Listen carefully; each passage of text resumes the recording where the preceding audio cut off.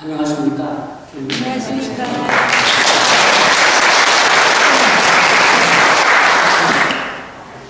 저는 서울 창동 본당에 다니는 유홍종 베르나르드입니다. 먼저 이 자리를 이런 귀한 자리를 마련해 주신 신부님과 교회 여러분에게 감사의 말씀을 드립니다. 저는 지금까지 한 30대까지 언론사에서 기자 생활을 한 15년 동안 했습니다. 그리고 그 이후에 40대 이후로는 집필 생활을 계속해서 프로그래서 기자로서 활약을 하고 지금까지 살아왔습니다만, 그래서 이제 저는 지금 글을 쓰는 동안에 늘 글을 써서 제 생각을 전하는 일에는 좀 익숙합니다만, 이렇게 많은 분들 앞에서 이렇게 강연을 하리라고 생각을 하지 못했습니다.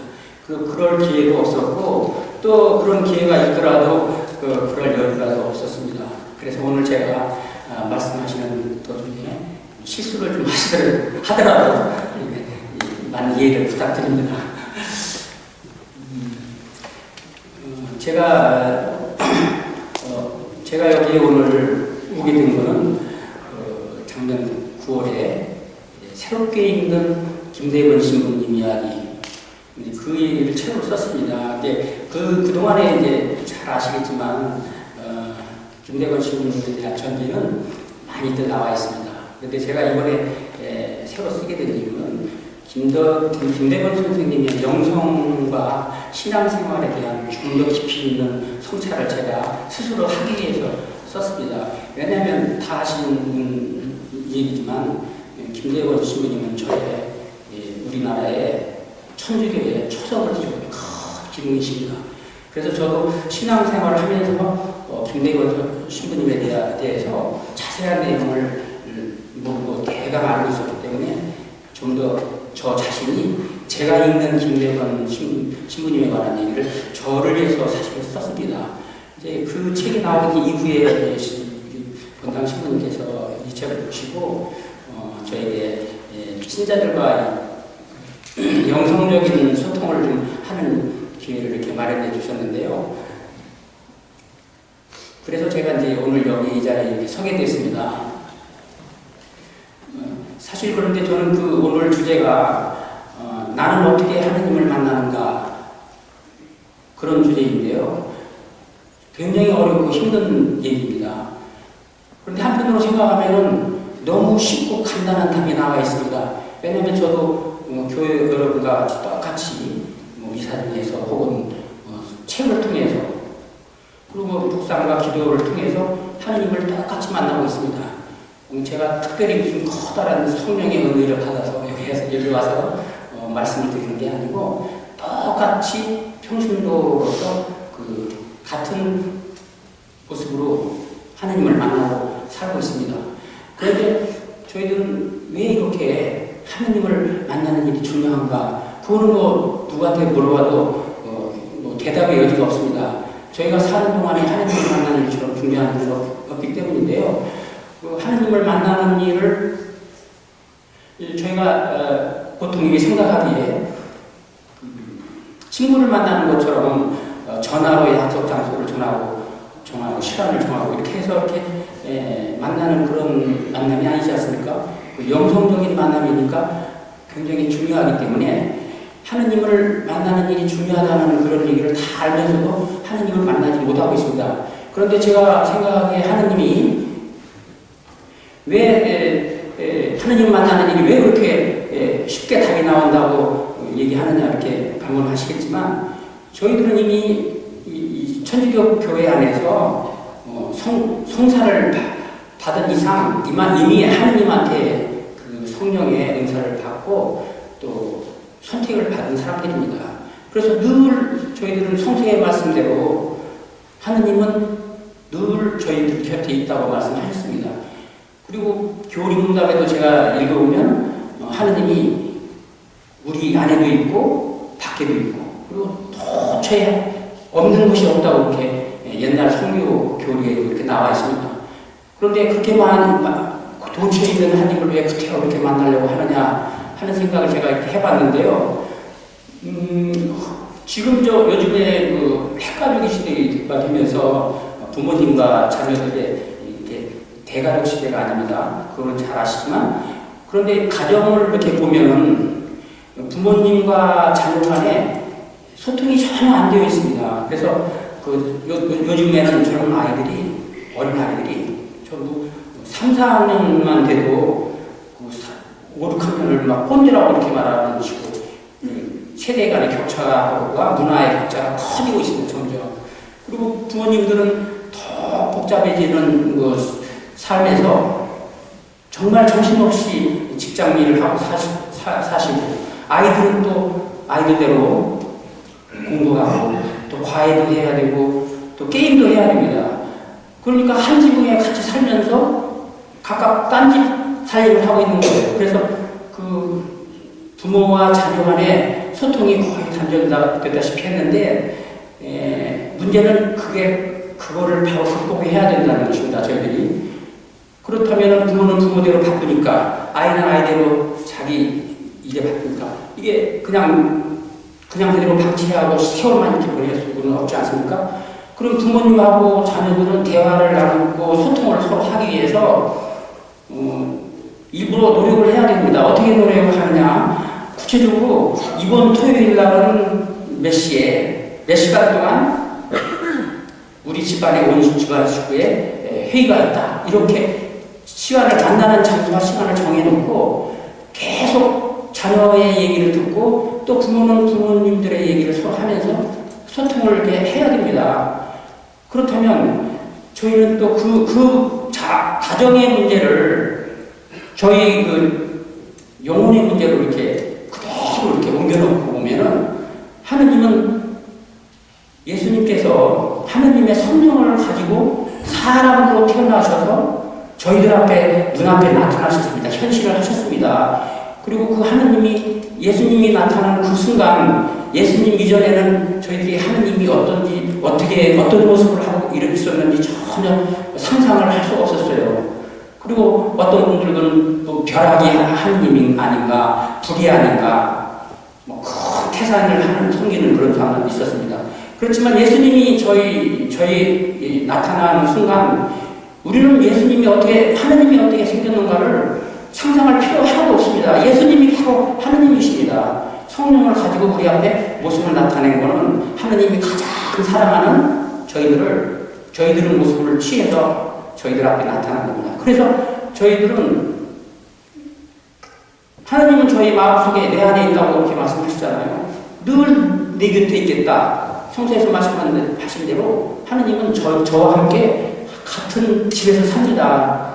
그 육체를 어떤 분들 경우는 영혼의 집이라고 말씀을 많이 해요.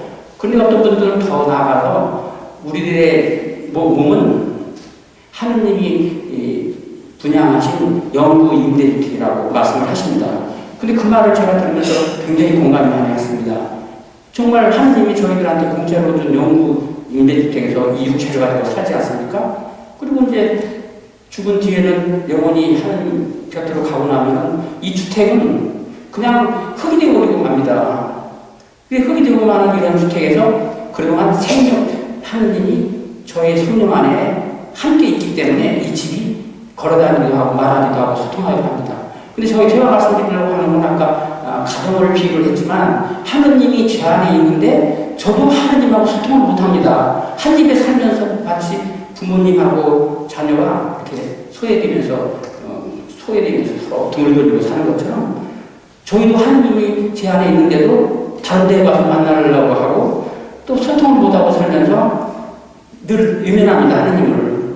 그래, 하느님을 외면한다는 건 뭐냐면, 저희는 이게 땅을 짚고 딛고 다니고 살고 있잖아요. 그렇지만 하느님은 성령으로 영혼에 저희 안에 있는데, 지금은 이제 하느님이 왜 내 몸 안에 있느냐, 내 마음에 왜 하느님이 있느냐를 모르시는 분들 많아요. 그런데 지금 신자들은 다 아시고 계시잖아요. 저희가 그 하느님이 내 안에 있다는 것은 증거가 확실하게 확인을 할 수가 있습니다. 왜냐하면 저희들이 하느님 앞에서 거짓말을 못합니다.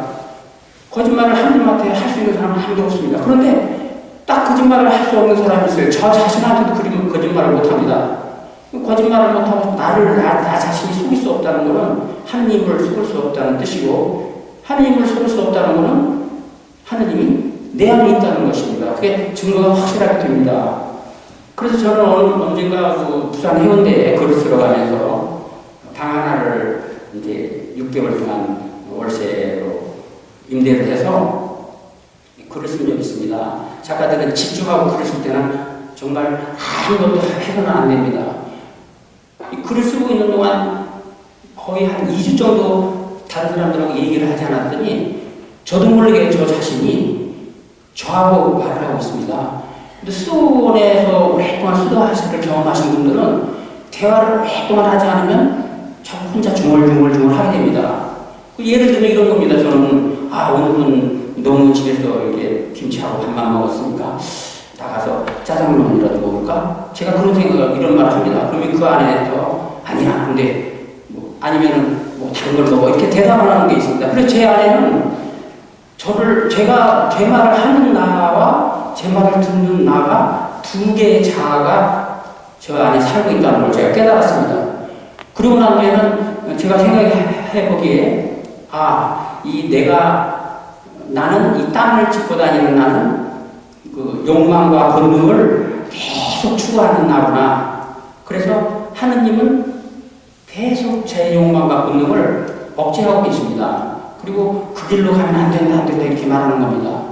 그것은 부모가 자녀들을 이렇게 보면서 부모는 자녀들 아이를 너무 잘 아니까 딴 길로 못 가게 자꾸 억제하는 거하고 똑같고, 그래서 이제 저희들은 늘 하느님의 말씀을 죄를 지을 때마다 외면하고 또 본능과 욕망을 현실에서 자꾸 충족을 하고 싶어 하기 때문에 하느님을 자꾸 담을 쌓기 시작합니다. 그래서 하느님을 무만하는 것입니다. 그래서 저는 여기서 오늘 나는 어떻게 하느님을 만나는가라는 답은 너무 쉽게 나와 있습니다. 하느님이 우리 안에 있기 때문에 우리는 하느님을 다시 만나는 게 아니라 하느님을 깨닫고 살아야 된다. 늘 깨달으면 된다. 그런 뜻입니다.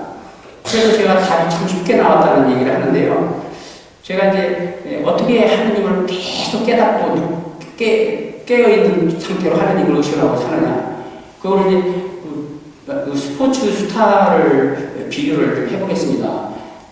김연아 선수가 이제 세계적인 스포츠 스타가 되었습니다. 그분은 이제 올림픽에서 금메달을 따고 이번에도 또 소치 올림픽 대회에서 두 번째 금메달을 도전합니다. 그런데 김연아 선수는 5살 때부터 계속 피겨 스케이팅 점핑 연습을 시작했습니다. 그리고 그 연습을 어느 정도로 하드 트레이닝을 했냐면 하루에 1000번씩 그 빙판에서 넘어지면서 계속 했습니다. 그래서 계속 점핑하는 이유가 뭐겠습니까? 자기 자신이 이 점핑이 자기 몸이 하나가 되도록 뛰는 겁니다. 그래서 하루에 1000번씩 한다는 건 하루만 하고 한 게 아니라 거의 20년 동안을 매일 그렇게 해왔습니다. 그래서 큰 데에 나가서는 이제 이미 그 점핑의 기술이 그 아사다마오를 이길 수 있을 만큼 점핑 기술이 이미 자기 자신이 되어버렸습니다. 그래서 지금 큰 데에 나가도 실수를 하지 않고 그렇게 하는 이유는 그 점핑 기술을 익히기 위해서 그렇게 노력을 많이 했습니다. 근데 어느 분들이 1000번씩 그렇게 연습을 해서 자기 성취를 하지 않은 사람이 어디 있겠어요. 그래서 저는 박지성 선수님 무슨 다른 야구 스타들 보면은 그 투수도 또 1000번씩 던지고 박지성 선수도 젊었을 때는 그 1000번씩 슈팅 연습을 그렇게 했답니다. 그런데 저는 그거를 비교를 이렇게 천주교 신자하고 이렇게 비교를 해보면서 과연 우리는 하느님에게 영성적으로 닮아가고 하느님이 우리를 통해서 이루고자 하는 뜻을 하기 위해서 그렇게 하루에 1000번씩 하느님을 외쳐볼 수 있었을까? 그런 반성을 좀 해봅니다. 만약 저희들이 하루에 한 번씩 하루 기도를 하지 않아도 1000번씩 하느님을 부를 수만 있다고 해도 굉장히 그 어려운 일입니다. 우리 스포츠 스타들도 하물며 그렇게 하는데 왜 우리들은 그걸 하지 않는가 이런 생각을 하면서 지금부터라도 하루에 1000번씩 한 20년 동안을 하느님하고 계속 소통하고 얘기를 하고 하십시오. 생각과 말과 행위를 통해서 늘 무슨 행동을 할 때마다 하느님 하면서 이 말을 해야 될까요? 물어보고 또 이 행동을 제가 해도 될까요? 그거 공무원이 이 도장의 뇌물이라는 걸 다 알면서 그냥 그 현실의 그 이익에 눈을 딱 갖고 도장을 찍습니다. 그 전에 이미 도장을 찍어도 될까요? 이렇게 물어본다면 그런 일이 없었을 것입니다. 그래서 저는 하루에 1000번씩은 아니더라도 하느님을 계속 찾고 소통을 한다면 한 10년, 20년, 30년 계속 가면서 저희들은 어떤 사람이 되느냐 하면 그 김연아 선수가 마치 그 점핑이 자기 몸이 다 되도록 훈련이 된 상태로 스타가 되는 것처럼 저희들은 하느님의 영성을 점점 닮아가면서 마침내 하느님의 영성에 도달하면서 하나가 되는 겁니다. 그러면 그게 바로 하느님의 가장 사랑스러운 자녀와 딸이 되는 길입니다. 그래서 저희들은 그렇게 해야 한다고 생각을 합니다. 그래서 저는 오늘 이제 시간이 길다면 길고 짧다면 짧지만 제가 그 하느님의 영성에 관련된 부분에서 제가 지금까지 기자로서 살아오고 작가로서 살아오면서 늘 그 영성이 뛰어난 사람들 어떻게 저렇게 저분은 저런 삶을 살 수 있을까 생각하는 분들이 주변에 교육을 이렇게 또 많이 볼 수 있을 것입니다. 그분들을 몇 사람을 제가 실내로 제시를 하면서 그 작가적 입장에서 제가 관찰하고 그다음 취재하고 면담하고 그리고 기록해둔 그런 분들 글들이 제가 많이 가지고 있습니다. 그중에서 몇 사람들을 소개를 하면서 이분들의 얘기를 들으면 정말 하느님의 영성을 내가 담기 위해서 그리고 늘 하느님과 함께 사는 일이 얼마나 정말 천주교 신자로서는 큰 일인가를 깨닫게 하는 그런 계기가 되었으면 저는 좋겠습니다. 저는 이제 서울 집에 초동에서 초등학교 1학년에 입학을 했습니다. 그 당시에. 그리고 저는 그 초동 집 앞에서 큰 길로만 넘어가면 명동하고 이렇게 가깝기 때문에 어마어마하고 의리의리한 큰 서양식 성당, 명동성당을 봤습니다. 제가 왜 이렇게 명동성당이 그렇게 어마어마하고 의리의리하게 강조를 하냐면 제가 1학년 때는 어린 시절이니까 그 어린이분으로 본 그 집은 대단히 컸습니다. 옛날에는 어린 시절에 그 뒷동산이 어마어마하게 컸다고 생각했는데 성인이 되어서 돌아오면은 이렇게 작았던 초라한 언덕이나 이런 생각을 하는 거와 똑같이 그 당시에는 어마어마하게 컸습니다. 그 성당은 지금은 그 큰 건물들로 가려 있습니다. 그래서 성당을 바짝 가야만이 성당의 모습을 볼 수가 있습니다. 그런데 옛날에 그 명동성당을 이렇게 보면요, 그 초가집하고 지하집이 이렇게 있는 데서 높은 언덕에 명동성당이 아주 크고 우람하게 보입니다. 그래서 제가 그 성당을 보면서 성서에는 하느님께서 하느님의 집은 많은 사람이 우러러볼 수 있는 높은 언덕에 세워라 그런 성서의 구조도 있습니다. 그래서 유럽에 가면 지금 로마 베드로 성당에 보신 분도 많이 있겠지만 300년 이상씩 다 어마어마하게 화려하게 짓고 또 독일의 쾰른 성당 같은 경우는 800년 동안에도 아직 완공식을 못 가진 그런 성당들이 많습니다. 그래서 유럽을 보신 분들 경우는 그 성당이 정말 화려하고 높은 곳에서 하느님의 집이 있다는 걸 제가 깨닫게 됐는데요. 저는 초등학교 1학년 때 전쟁이 일어났습니다. 그래서 6.25가 터지고 저희 아버지는 그 대학 강단에서 계시다가 출근하는 첫날 그냥 납치됐습니다. 그리고 저는 이제 어머니와 가족들은 폭파된 그 한강 대로 그 밑에 나룻배를 타고 건너가는데 나룻배가 그냥 거의 물에 침몰할 정도로 사람이 많이 탔습니다. 그리고 이제 성당에 철교를 따라서 길을 모르니까 계속 남쪽으로 이사를 갔는데 거기가 강원도 전북 고창입니다. 저희 어머님의 고향이 이거 저희 외갓집입니다. 거기서 이제 외할아버지하고 외할머니하고 피난 생활을 다 마쳤습니다. 그리고는 바로 서울로 올라가지 못하고 저는 중학교 1학년 때 그 전주 전동성당에서 이모네 집에서 살았습니다. 근데 이모네 집에 그 문을 열고 나가면 풍남문이라고 아시는 분이 계시겠지만 남대문 동대문 하는 그런 큰 성이 있습니다. 그리고 그 옆에는 한 100여 미터 정도의 전주 전동성당이 있습니다. 그리고 그 성당을 보면서 깜짝 놀랐습니다. 명동성당이 와 있네? 이렇게 생각했습니다.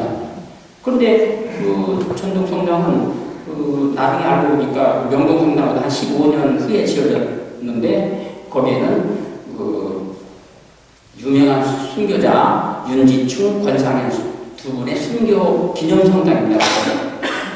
그리고 그 두 분은 천주교가 박해와 압박을 가장 심하게 받던 조선시대에 교황 베네딕토 14세가 조선에서 지내는 조상 제사는 미신이다. 그러니까 제사를 지내지 마라. 그렇게 시행령이 나왔어요. 그러자 이제 난리가 났습니다. 그렇지 않아도 아주 박해 속에서 숨어서 다 신앙생활을 하던 분들이 전부 돌아서기 시작했습니다. 왜냐하면 유교 강국이고 어마어마한 유교의 뿌리가 문화로 자리 잡은 조선에서 제사, 조상님에 대한 제사를 지내지 말는다면 폐륜화가 되는 일이기 때문에 양반계급들이 전부 많이 돌아섭니다. 그런데 그 윤지충 권상현이라는 진산에서 자기 아버지 제사를 강하게 폐기시켜서 큰 탐을 들었습니다. 그래서 정부에서는 조정에서는 그들을 잡아서 처형을 하고 순교를 목을 베어서 참여를 시켰습니다. 그게 이제 그 두 분의 유명한 얘기지만 그 두 분은 그 조정에 가서 증언을 하기를 조선의 패습과 예법이 이렇게 잘못된다는 기였다는 걸 저는 안 이상 오늘부터 저는 목숨을 걸고 한 제사를 폐기하겠습니다. 그렇게 얘기했기 때문에 죽은 것입니다. 그 이후에 한 4년쯤 후에 중국에서 최초로 한국에 들어온 중국모 신부님이 숨어서 이제 선교 전교 활동을 하시다가 그 풍남을 지나갔는데 거기에서 이제 두 분의 참여를 당했다는 그 얘기를 듣고 이렇게 말씀하십니다. 이 자리에는 이 두 분의 순교를 기념하는 성당을 꼭 지어야 할 것이고 그렇게 한마디 이렇게 말을 건넨 겁니다. 근데 저는 그렇게 생각해요. 그 119년 이후에 그 말씀을 하신 119년 이후에 그 성당이 섰습니다. 그래서 저는 하느님의 말씀의 씨앗이라는 말을 상당히 굉장히 중요하게 생각을 하는데요. 하느님 말씀의 씨앗이 그동안 죽지 않고 쭉 살아있다가 그 두 분이 순교성당이 된 겁니다. 그리고 그 두 분은 금년에 복자 시성식에 복자로 오르시게 되고 중국모 신부님도 이번에 복자에 오르게 됩니다. 늦었지만 이제 저희 한국 천주교는 올해 123명의 복자 시성이 탄생합니다. 그래서 그 전동성당은 지금까지는 순교 기념성당이었는데 이제는 순교 복자 기념성당으로 크게 크게 올라섰습니다.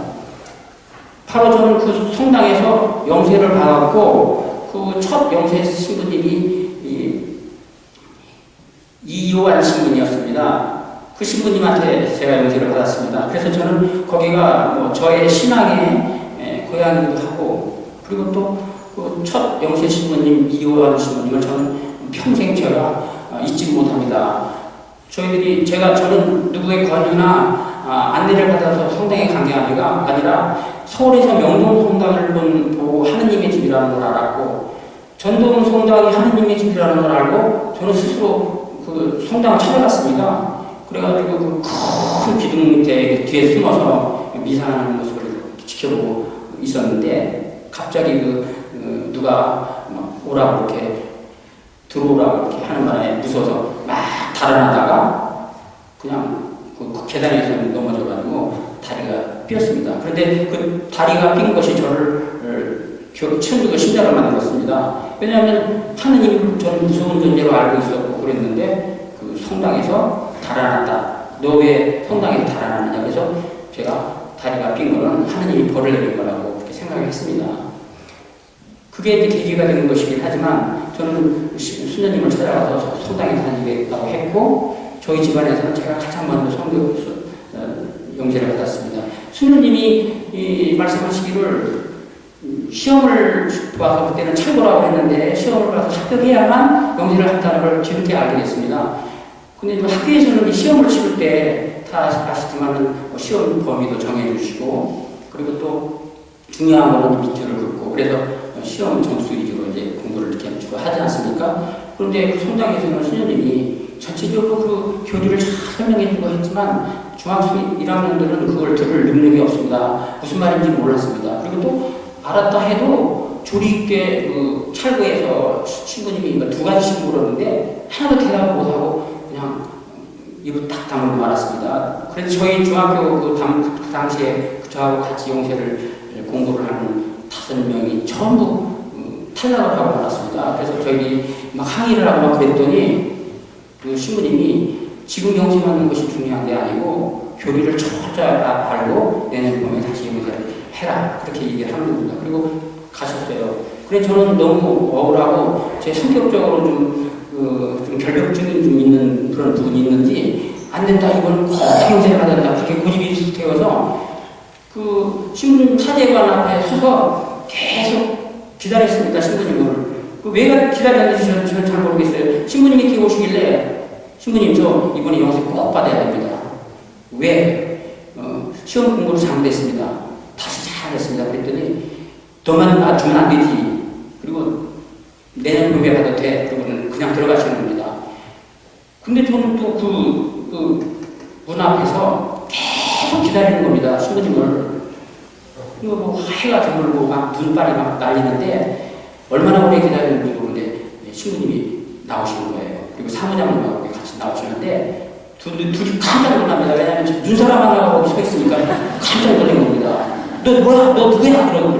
그런데 아까 보니까 그 영세를 청하던 그 학생이라는 걸 알았어요. 그래서 야, 너 지금 몇 시인데 여태까지 2시간이 넘었네? 너 여기 2시간 기다린 거야? 저는 벌벌 떨면서 네, 그러면서 이제 신부님한테 영세를 저 꼭 주십시오. 영세 받고 나면 제가 다시 철거 받겠습니다.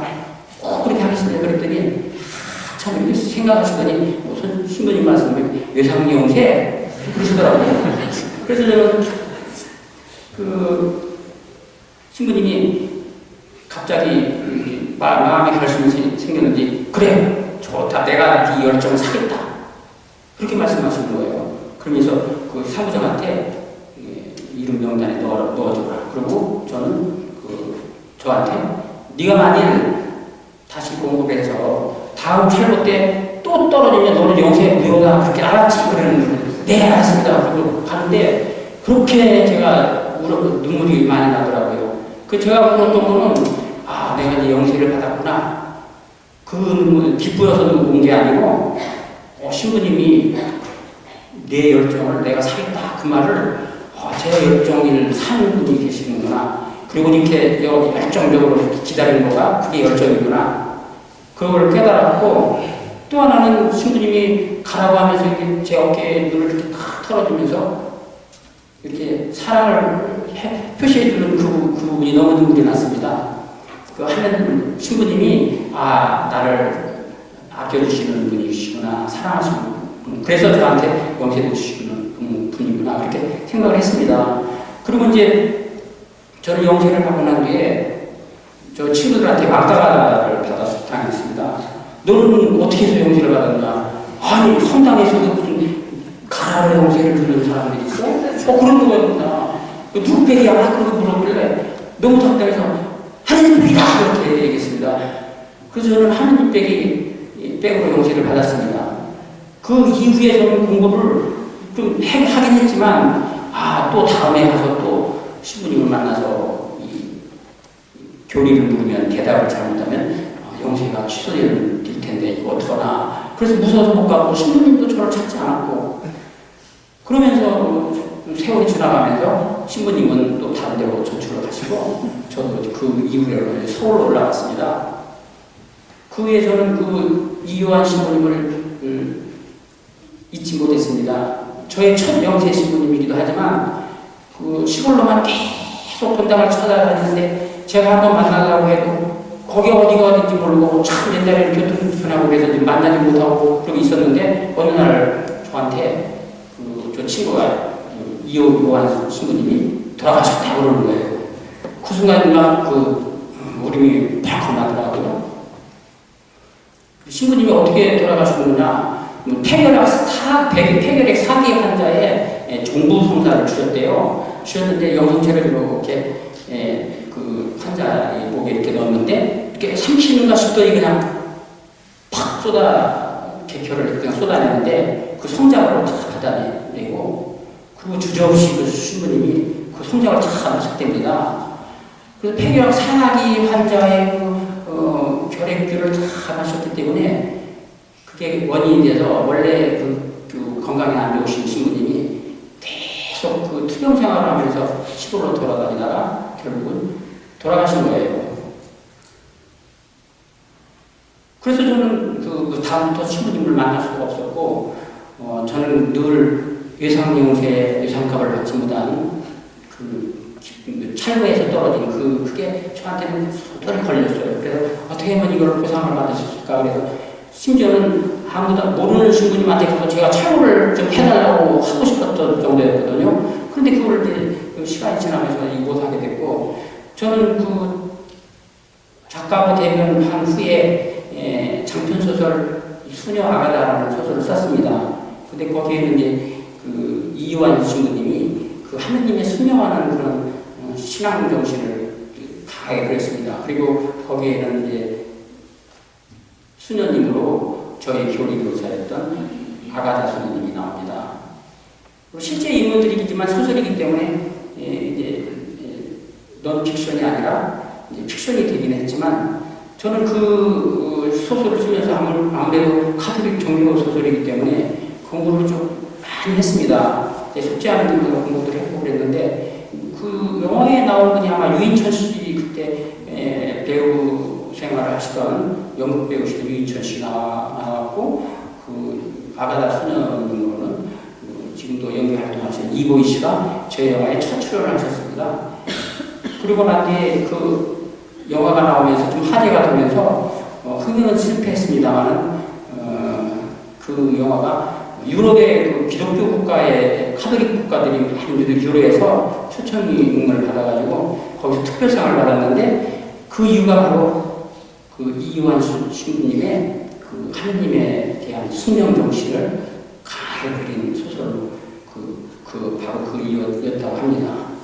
그래서 저는 하느님을 위해서 순명하시는 첫 영세 신부를 가진 영광을 갖게 되었고, 그 전동성당은 그 순교자, 두 분의 순교자를 기념하는 그 성인, 그 순교자 두 분의 신앙정신을 제가 본받으려고 했었습니다. 그래서 저는 교리 공부를 열심히 하려고 했고, 그동안에 이제 정조시대의, 초기 정조시대의 천주교 교회 다큐멘터리를 제가 썼고, 왕국의 중소리라는 책을 냈습니다. 이제 문제는 제가 교리를 더 많이 알고 우리 천주교 역사를 좀 제대로 알자 그래서 이제 공부를 하고 썼지만은 이 순교하고 순명 이런 것들은 정말 신앙의 꽃입니다. 우리는 지금 순교를 하고 싶어도 할 수가 없습니다. 그 순교를 아무 때나 하는 게 아니지 않습니까? 박해 시대가 아니고 지금 종교의 자유 시대입니다. 그러면 우리는 신앙 성도들이 그렇게 순교를 하면서 하느님을 지키고 그랬는데 우리는 자유로운 이런 세상에서 하느님을 그렇게 많이 외면하고 잊고 사는 경우가 너무 많기 때문에 좀 더 경각심을 가지고 더 열심히 하느님을 만나야 되지 않겠나 그런 생각을 합니다. 그런데 책에서 만나는 하느님은 더 무섭습니다. 저는 제가 지금까지 읽은 카톨릭 소설 가운데서 엔도 수샤크라는 일본 작가가 1970년에서는 침묵이라는 소설을 읽고, 물론 교육여러분께서도 그 책은 너무나 유명한 소설이기 때문에 읽으신 분도 많으실 거예요.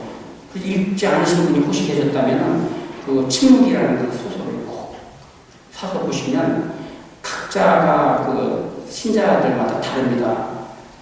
그 받아들이는 신앙의 경우가 다른데, 그때 그 앤드루 슈샤크의 그 친구는 1976년도에 노벨 문학상을 받았습니다. 일본 최초의 노벨 문학상입니다.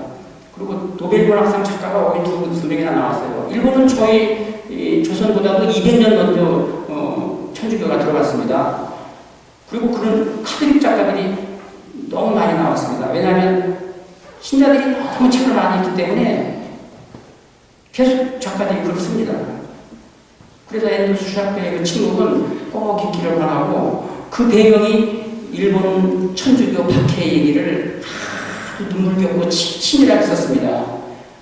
왜냐하면 그 도쿠가와 이에야스라는 그 독재 정치가, 막부 정치가 계속되면서 그 천주교 세력이 이렇게 커지면서 이 천주교 세력의 정권이 위협을 받았던 겁니다. 그래서 천주교를 인종 청소를 하자는 뜻이었습니다. 발살하자는 뜻입니다. 물론 우리나라 정조 때 대왕 대비 순조왕 때 그 대왕 대비가 전국에 포고령을 내려서 천주교를 뿌리를 뽑고 발살하라고 이렇게 그런 포고령을 내기도 했습니다. 그때 그 도쿠가와 이에야스 막부 정권도 천주교를 뿌리를 뽑으라고 했습니다. 그래서 천주교인들을 매일 정초마다 군 단위로 문 앞에다가 예수님 성상이 그려진 그 조각풀을 이렇게 땅에다 이렇게 박아놓고 전 국민들이 의무적으로 강제적으로 그 앞을 지나가게 했습니다. 그 다페라고 해요. 그거를 일본말로 승리라는 게 밝다는 뜻입니다. 그래서 쭉 돌아오면서 그걸 밟고 갑니다. 근데 밟지 못하는 분들은 카톨릭 신자들, 천주교 신자들은 그걸 밟지 못합니다. 그리고 다들 비켜갔습니다. 그런 신자들을 전부 모여가지고 나가사키에 순례에 갔다 오신 분이 있을 거예요. 성지순례에. 거기 가면 그 일본 그 종교 천주교 박해사가 다 거기서 나왔습니다. 그 우라카미라는 그 지역에는 그런 천주교를 천주교인들을 강제로 이렇게 이주시켜가지고 수용소를 만들어서 그 당시에 3,400명이 거기에 갇혀서 따로 살았습니다. 국제적으로 여론이 막 커지면서 이렇게 폐쇄될 때는 이미 600명이 거기서 죽었습니다. 그리고 엄청나게 많은 천주교인들이 학살을 당하고 있는데 그 당시 해양국가였던 포르투갈의 예수회에서 페레이라 신부님이 그거를 볼 수가 없다. 내가 가서 순교를 하겠다. 그리고 그들을 돌보겠다 하고 일본으로 왔지만은 숨어 다니다가 결국은 그분이 관리들한테 잡힙니다. 잡히고 배교를 강요하는데 그분은 순교를 하고 왔기 때문에 주교도 좋다 그렇게 도와주고 그냥 순교를 강요받을 수 없지 않습니까? 근데 배교를 강요하는 거예요. 그분들은. 왜냐하면 그들 정책이 이 신부를 배교하는 것을 기본으로 생각했던 것 같아요. 그런데 이게 그렇게 잔혹한 고문을 당하면서도 배교를 하지 않으니까 큰 구덩이를 이렇게 파고 큰 나무통을 걸쳐놓고 거기에 5명의 그 농촌에 사는 교우들을 거꾸로 이렇게 매달아 놓습니다. 전부. 그리고 화형을 시키는데 큰 물로 이렇게 화형을 시키는 게 아니고 잔불 사형이라는 게 있어요. 그래서 머리부터 작은 불을 이렇게 태워가지고 이게 그렇게 혹독한 그 처형 방식으로 택했습니다. 왜냐하면 거기에 페레이라 신부님을 거기다 놓아두고 봐라, 너 이제 예스냐 노냐 할 때 노만 하면 그냥 태워 죽이는 겁니다. 그 우짖는 소리를 페레이라 신부님이 볼 수가 없었습니다. 그래서 마침내 성상을 밟게 됩니다. 그리고 그분은 신부복을 벗고 그 게이샤 관리들이 정해주는 게이샤와 결혼해서 살고 있습니다. 그 말이 포르투갈 예수에 전해졌습니다. 그래서 그 예수에 있는 그 많은 후배와 제자들이 페라이라 신부 같은 존경만한 강한 신앙심을 가진 분이 어떻게 그렇게 그럴 수가 있느냐. 찬란한 순교를 하라고 하신 분이 짐승의 배교를 했구나. 짐승 같은 배교를 했다고 그러면서 난리가 났습니다. 그런데 그 제자들이 3명이 우리는 그걸 직접 일본에 가서 확인하기 전까지는 그걸 믿을 수 없다. 그래서 세 명이 다시 일본에 옵니다. 와서 그 세 분의 신부에서 로도리코 신부가 먼저 잡혀서 아까 저는 지난번에 그 페라이라 신부와 똑같은 고문을 당합니다. 그리고 신자들을 또 태웁니다. 그러니까 너무 가슴이 아파서 나를 죽여달라고 하는데 죽이지도 않고 그 애매한 그걸 신자들만 이렇게 하나씩 죽어가는 것을 참을 수가 없는데 페라이라 신부가 거기 나타납니다. 스승과 제자가 거기서 만났어요. 스승님으로 로도리코야. 나도 너와 똑같은 경우를 당했다. 내가 저 선량한 양떼들을 죽음을 방치하고 너 자신의 계획을 위해서 저들을 방치하겠느냐. 착한 목자는 양들을 위해서 죽는다. 이렇게 말씀을 하시는 것입니다. 그거 배교를 하라는 뜻이었어요. 그 옆에 있는 그 통역가는 배교가 그렇게 왜 어렵는지 나는 이해를 못하겠다.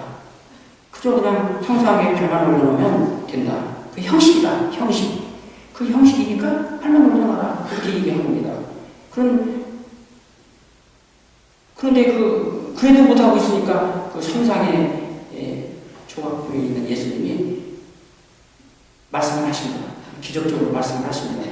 나를 밟아라. 어서 밟아라. 로도리코야. 어서 밟아라.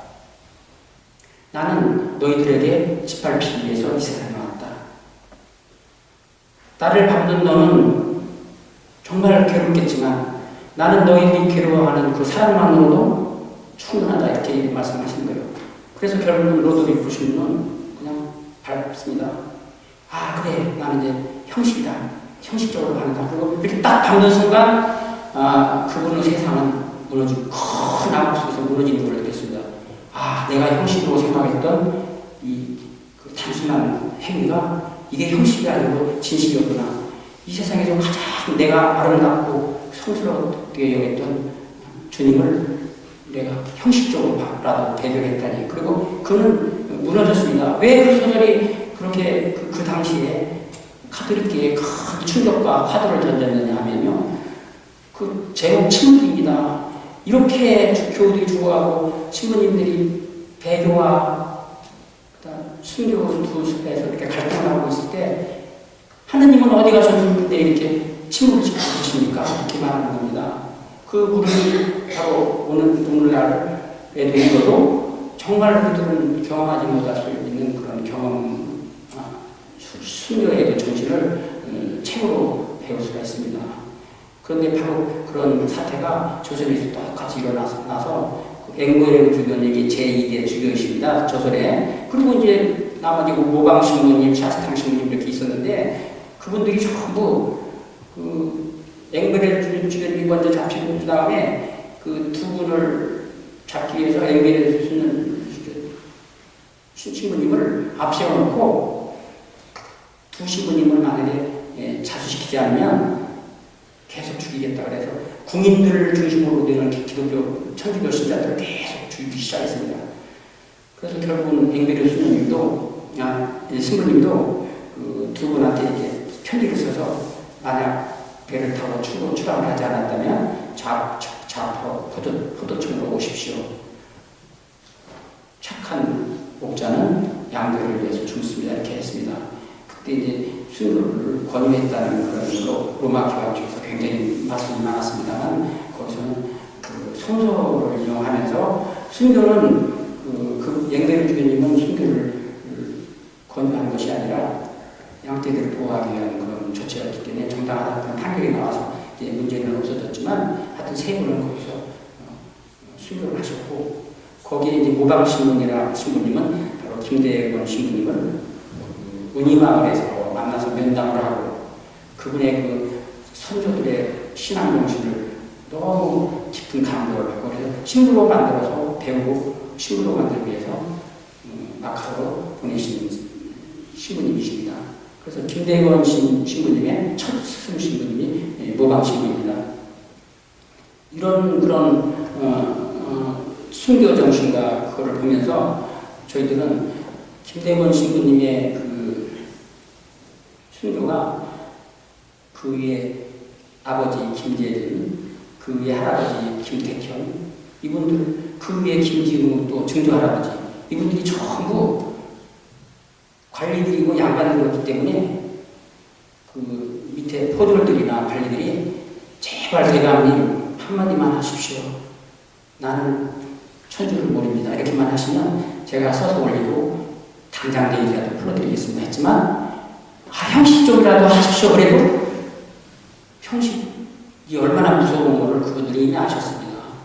그래서 우리가 마음속에 잠깐 하느님을 형식적으로 배반하는 일이 있다는 것은 그건 형식은 그 본질을 숨기고 있는 것입니다. 저희들이 애국가를 부르고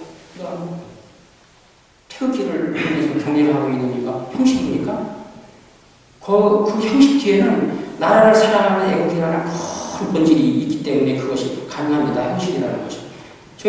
저도 처음에는 미사를 그렇게 하면서도 이 미사는 형식이 아니야 이런 생각도 했고, 저도. 그리고 영성체에 하는 몸이고 그게 크나 이렇게 처음에는 그렇게 생각도 좀 했습니다. 그런데 신부님들이 그 미사를 지내는 동안 축성을 하면서 그거는 하나님의 주님의 피, 주님의 몸으로 다 바뀝니다.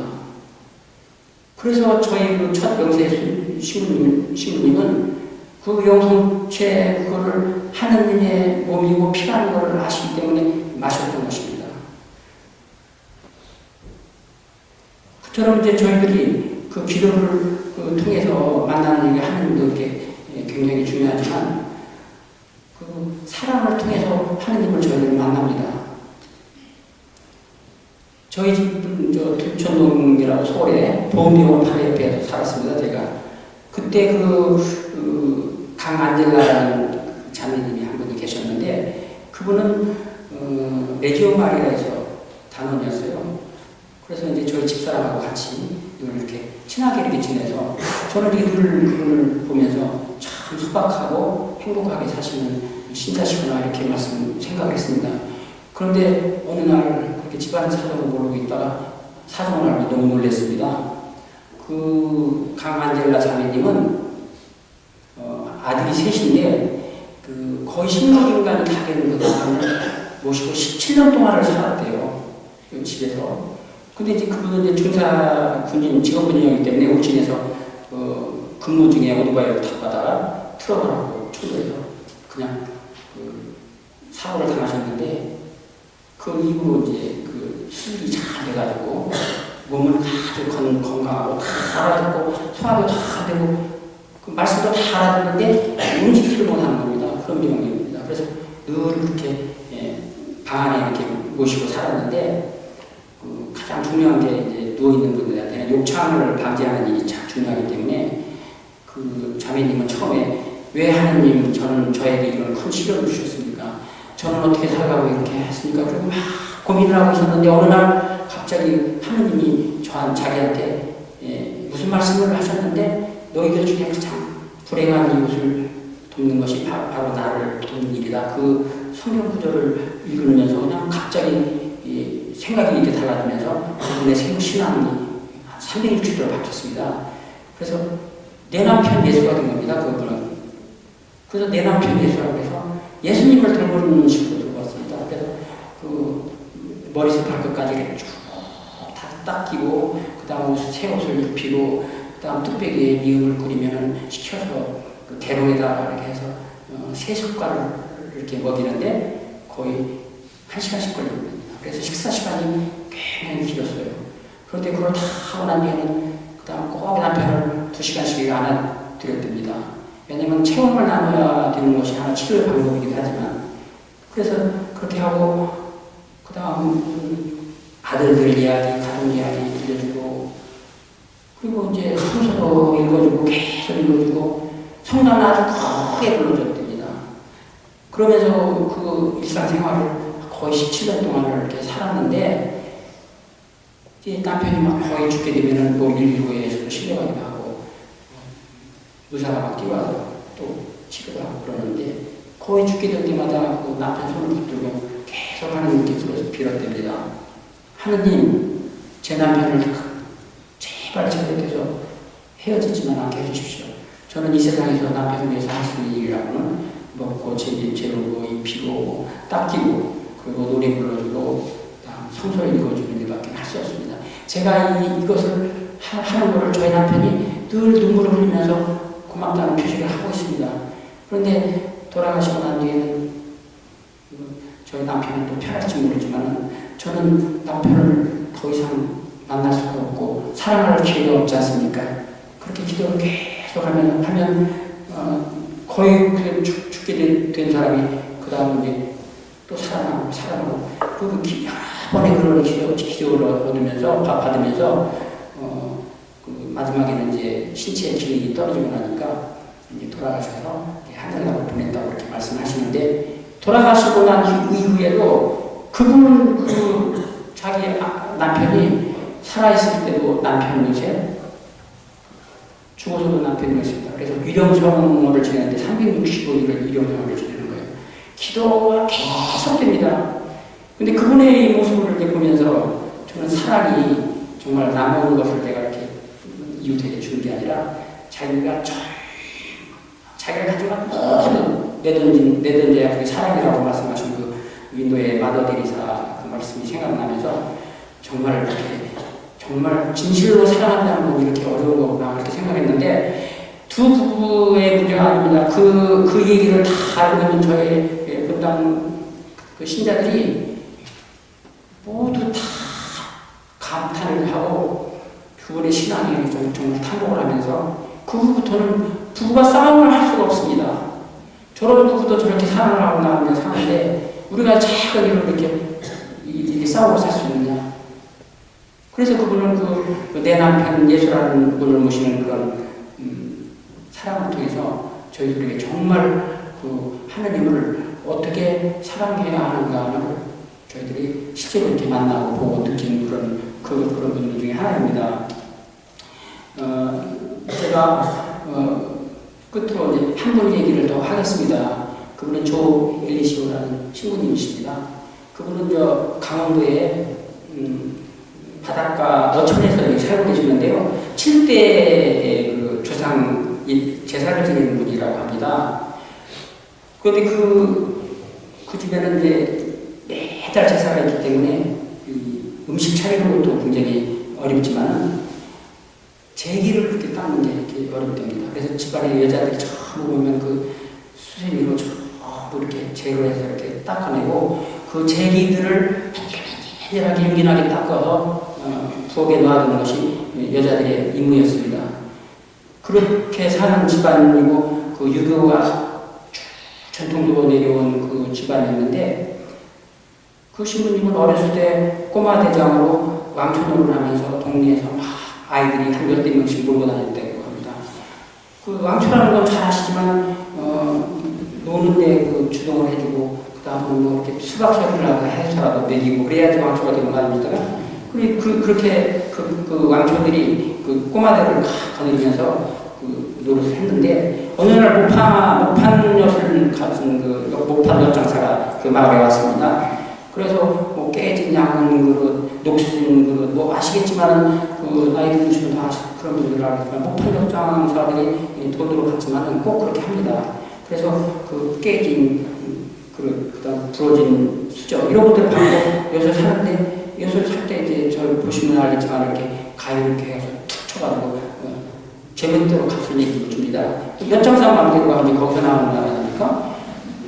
그런데 그분이 아이들이 이렇게 먹판 앞에서 침을 흘리고 있으니까 야, 이 애들을 내가 먹여야지 그런 책임감과 의무감이 있어서 침을 흘러가서 수고 들어가서 산지 어머니가 없으니까 깨끗하게 반들반들한 힘이 나는 제기를 이렇게 싸가지고 그냥 한 10개 정도를 갖고 나왔답니다.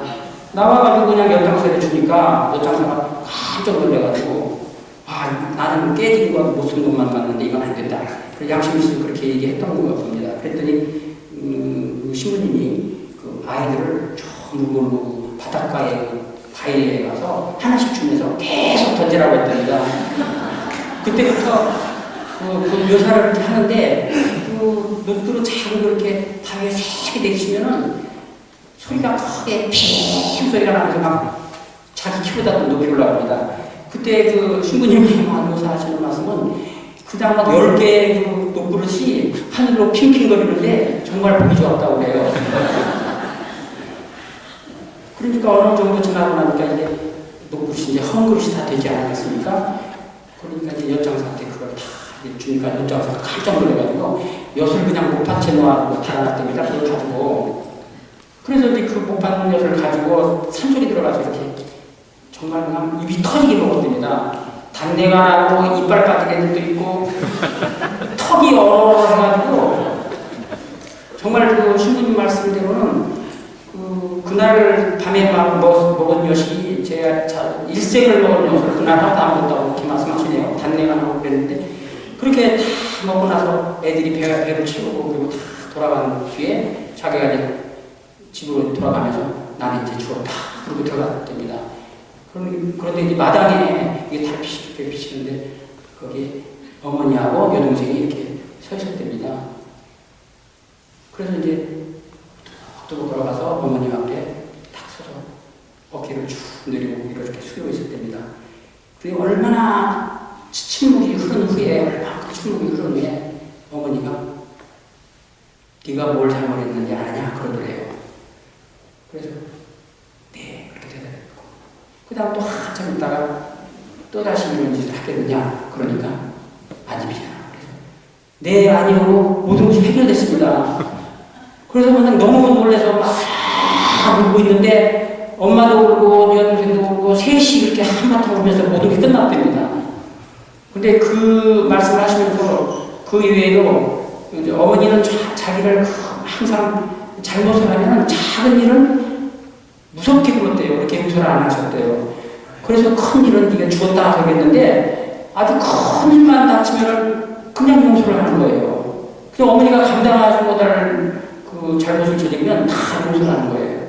그래서 어머니가 자기한테 큰 잘못을 크게 용서하는 그 어머님의 큰 배짱 때문에 자기는 남자로서 성인이 되었을 때도 그 결단을 내리거나 용기를 낼 때는 다 주저주저 하지 않습니까? 그런데 옳다고 생각하면 무조건 그 결단을 내릴 수 있는 큰 용기와 자신감을 어머니가 저를 길러주셨다고 이렇게 말씀하십니다.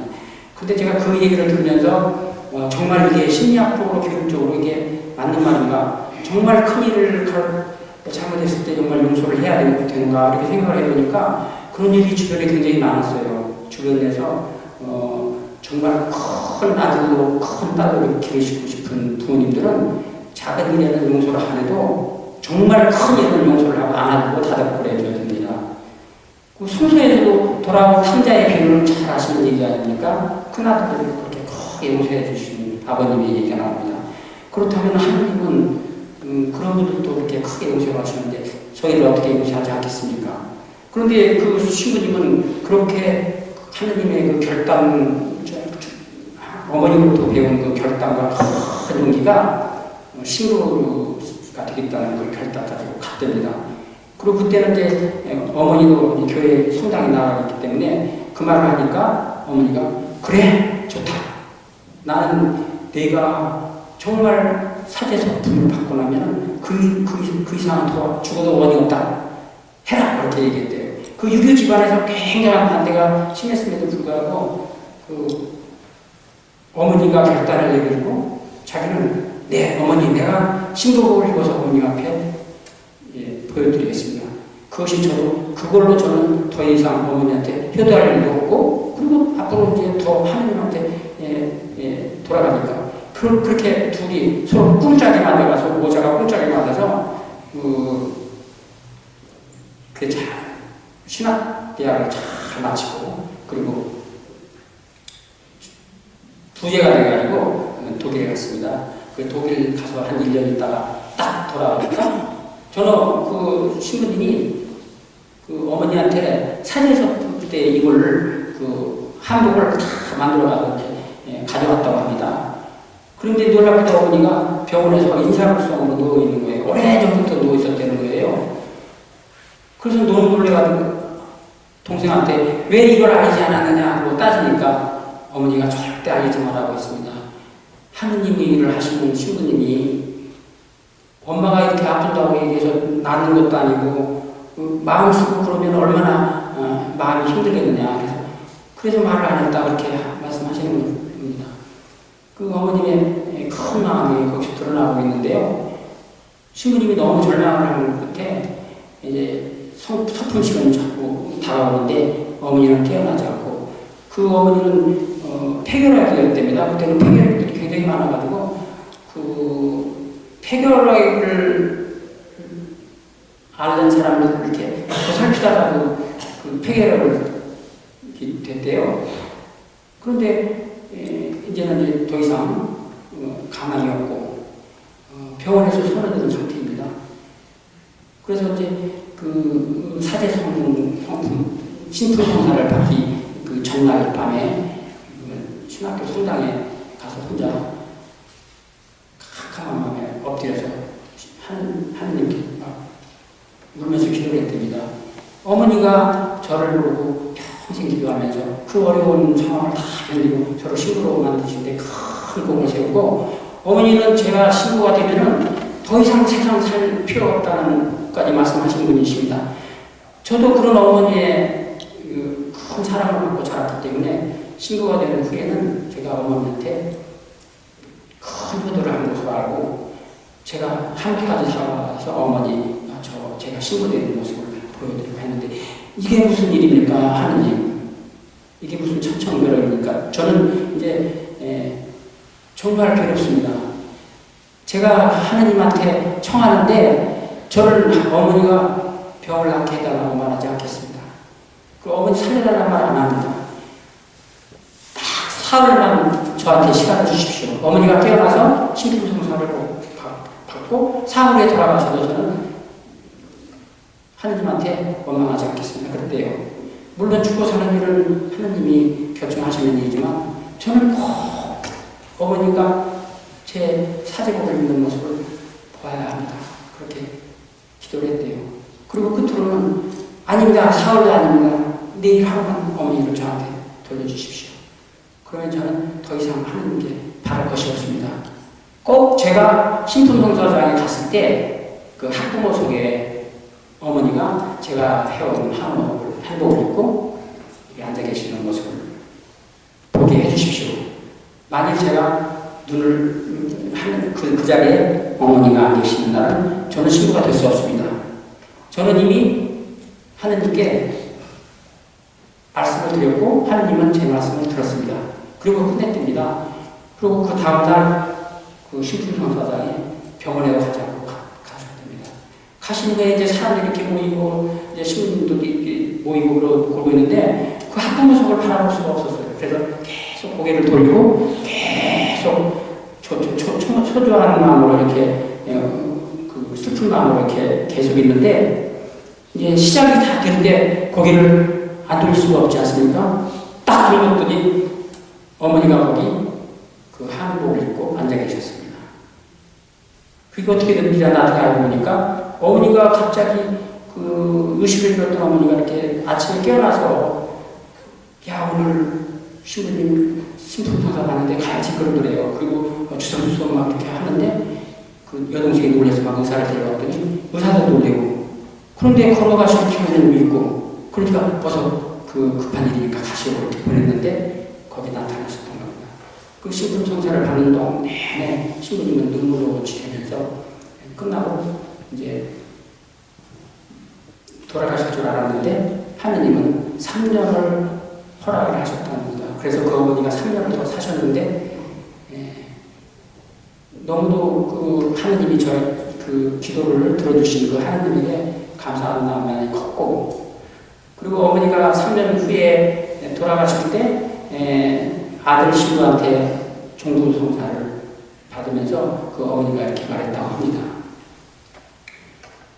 나는 이 세상에 태어나서 하느님과 우리 아들 신부님이 있어서 너무 행복하게 살았다. 그리고 숨을 거뒀다고 합니다. 제가 이 얘기는 그 개인사적인 그런 이야기고 그래서 제가 공개를 할 수가 없는데 제가 이제 그 신부님을 만나서 이런 얘기를 좀 너무 다른 사람한테 알리고 싶다. 제가 작가이기 때문에 그런 욕심이 있어서 그런가. 그래서 이렇게 알고 싶은데 어떤 신부님이 통쾌하게 말씀하시는 거예요. 아니 그게 진실이고 지금 형제님이 말씀하신 거하고 똑같은데 그걸 왜 안 합니까? 하십시오. 그래서 오늘 저는 여기 와서 그 얘기를 용기 있게 말할 수 있게 되었습니다. 이렇게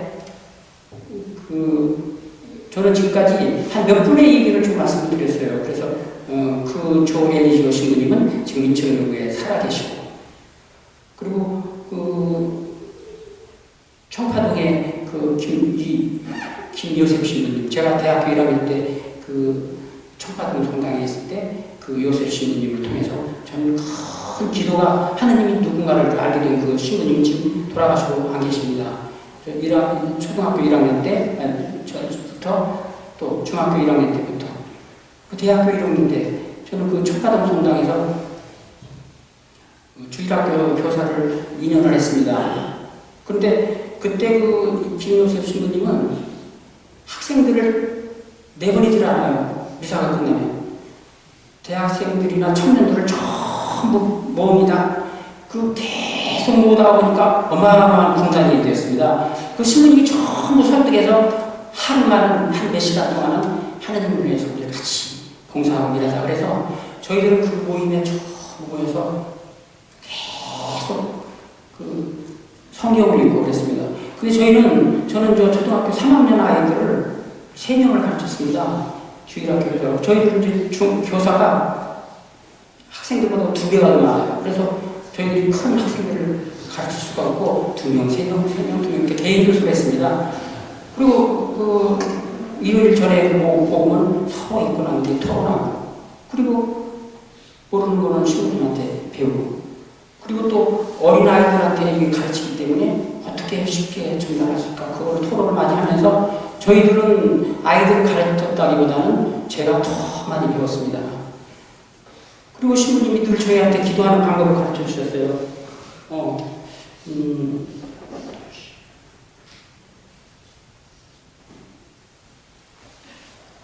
기도하는 방법을 가르쳐 주셨습니다.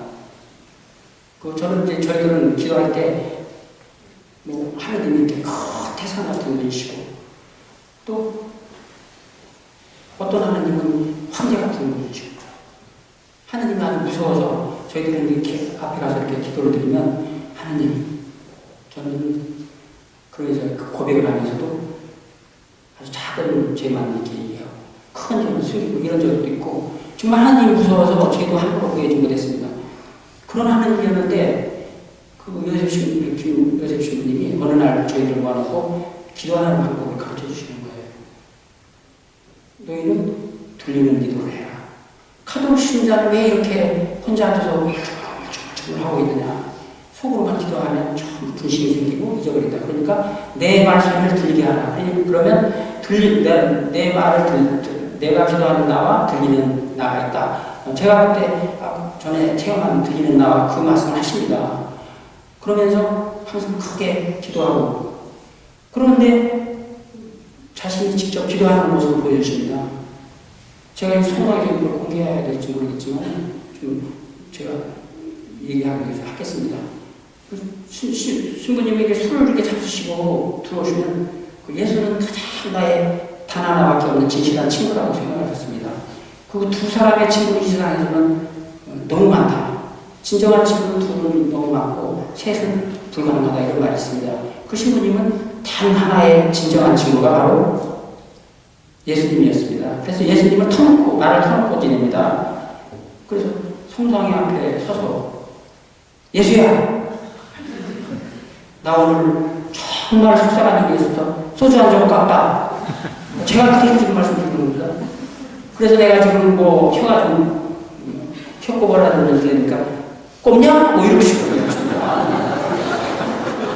그래서 저는 저희들이 그 기도를 듣는 순간 너무 놀랐습니다. 아까 제가 말씀드린 대로 하느님은 저에게 정말 무서운 분이고 할아버지같이 무서운 분인데 어떻게 저렇게 반말을 하나. 그랬는데 그 신부님이 저로 하여금 베를린 장벽을 없애버렸어요. 하느님과 저와의 사이에. 그래서 그 후에 너는 어떻게 정할래? 너는 친구를 정할래? 하느님을 너는 남동생으로 저를 해, 여동생으로 정할래. 막 그랬습니다. 그래가지고 기도하는 방식을 바꾸려고. 왜냐하면 하느님 그러면 너무 무서워서 기도를 제대로 못하니까 친구로 삼는 것처럼. 그래서 저는 그때 그 차마 그렇게는 하지 못하고 제일 존경하는 선배님 한 분이 있습니다. 그 선배를 생각하고 제가 괴로울 때 내 속사정을 털어놓을 수 있고 그 다음 어깨에 기대고 울 수도 있고 이런 친구를 선배님을 저는 정하고 그 신부님이 하신 말씀대로 들리는 기도를 합니다. 물론 방에 혼자 있을 때는 큰 소리를 칩니다만 다른 사람이 있을 때는 또 그렇게 다른 사람이 들리는 기도는 하지 않습니다. 그리고 들리는 걸 그렇게 기도를 이렇게 하면서 그 아까 말씀드린 그 조 신부님, 조엘리시오 신부님이 한 것처럼 그렇게 들리는 기도를 계속 강조하셨어요. 그래서 저희는 그 들리는 기도와 꼭 혼자 묵상하는 기도 그런 것들이 어느 차이가 있는 건 아닙니다. 진실을 하게 하느님께 기도만 하면 되는데 제가 읽은 것 중에서 참 재미있는 얘기가 있습니다. 어느 시골에 농부가 있었는데 그 농부가 매일 아침에 성당에 가서 참 혼자 침묵을 짓고 있다가 나가서 들에 가서 일하시고 저녁에 해질 무렵이면 돌아와서 또 그 성당에 앉아서 한참 앉았다 하십니다.